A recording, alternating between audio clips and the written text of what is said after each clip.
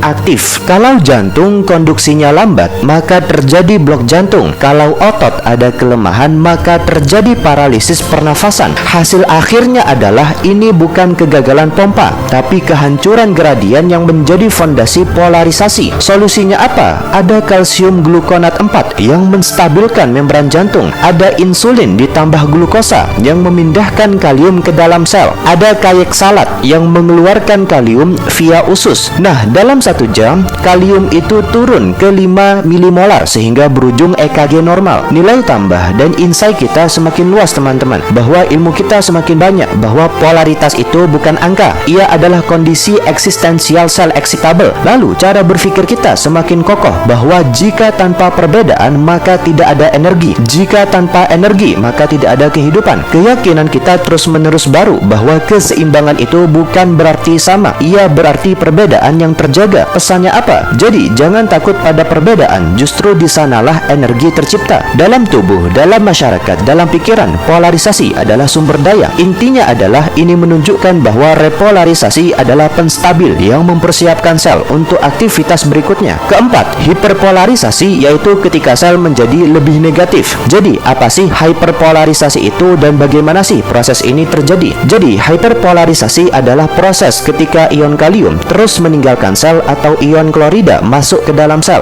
membuat bagian dalam membran menjadi lebih negatif dibandingkan potensial istirahat. Kemudian, bagaimana sih grafik hiperpolarisasi tampak pada alat perekam seperti osiloskop? Hiperpolarisasi itu tampak sebagai defleksi lebih jauh ke bawah karena nilai potensial menjauhi 0 mV, misalnya dari minus 70 mV menjadi minus 80 mV. Apa fungsi hiperpolarisasi dalam sistem tubuh kita? Hiperpolarisasi bertindak sebagai rem untuk mencegah sel terdepolarisasi kembali terlalu cepat, memastikan stabilitas sistem. Jadi bayangkan sebuah magnet yang didekatkan ke logam sehingga logam itu tertarik lebih kuat. Nah, dalam tubuh kita hiperpolarisasi itu mirip dengan proses ini, di mana bagian dalam membran menjadi lebih negatif dibandingkan potensial istirahat. Untuk mekanisme hiperpolarisasinya begini. Jadi hiperpolarisasi terjadi itu ketika ion kalium terus meninggalkan sel atau ketika ion klorida masuk ke dalam sel, sehingga membuat bagian dalam membran menjadi lebih negatif.